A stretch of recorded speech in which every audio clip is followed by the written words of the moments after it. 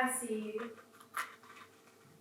sitting there, eyes closed, deep in thought, in prayer. The susurration of the wind through my branches, the only sound.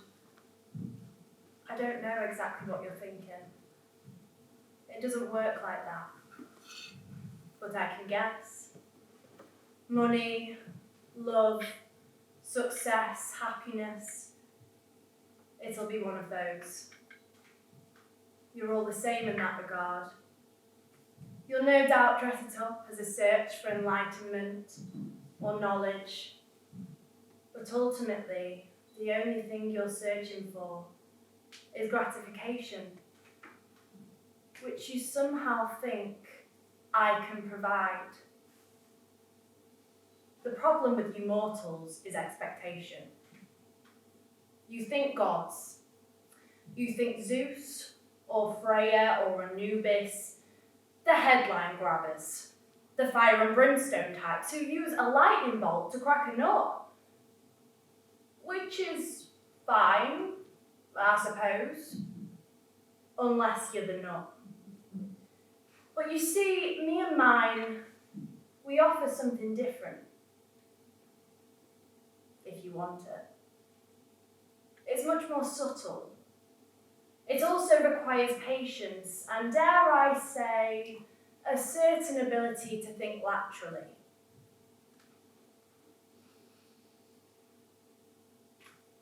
You really will worship anything if you think there's something in it for you. Which is where I come in, I suppose. I am the product of your tiny minds. The Cami, the Gaian, the Ariste, whatever it is you want to call me. Just remember, you made me. For what it's worth, I prefer Cherry Tree. Much less confusing all round. And unlike the big gods, you didn't build temples to me. You were wise enough to see that a tree requires no stone effigy, that the forest is its own temple. So the way you tell it is you sit under my branches praying hard for what it is you want, and when the blossom falls, your dreams come true. Cute. Wrong, but cute. How it actually works is you sit under my branches praying hard for what you want, and when the blossom falls, something in your life might change, depending on what it is you've actually asked for. After all, as a weather god once said, timing has a lot to do with the outcome of a rain dance. What I'm saying is, your prayers being answered is less transactional and more coincidental. I'm not trying to talk myself down. I'm just not selling you the dream, as the aforementioned top-tier deities might. Which is the problem, isn't it? You see, the other thing about you mortals is you do quite like simple answers to complex questions. Rather than waiting for time to take its course and let the shell crack to get to the nut inside, you use the sledgehammer. And because of that, you've forgotten that gods help those who help themselves. In other words, you've forgotten why the cherry blossom falls. I'm not here to grant your every desire. I don't come with wishes 3. I'm a tree. I'm part of the forest, part of nature, part of something more. You used to know that. You used to understand that the blossom falling wasn't a sign of an ending, but a sign of beginning.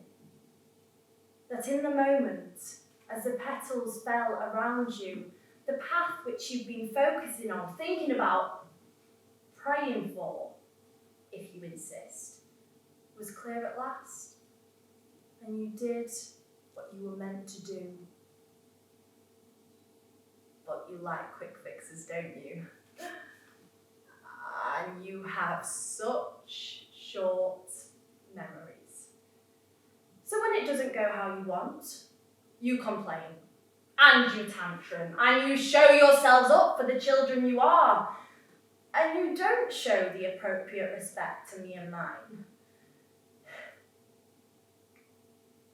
You burn the forests, tear down the trees, and tear down the temple that you so wisely once left unspoiled.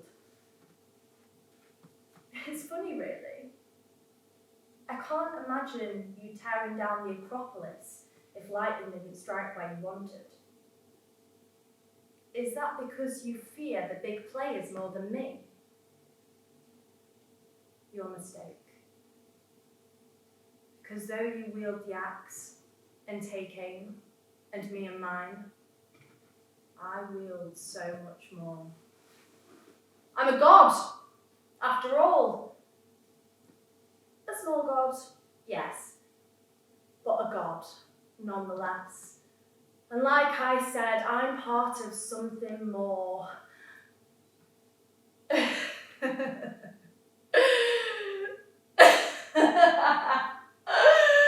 You really will worship anything.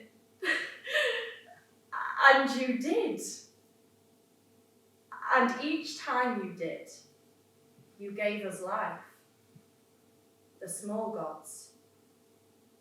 And now, we are fighting back.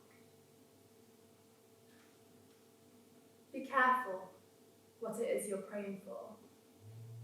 I would suggest mercy. Because this time, when the blossom falls, it might well be the end.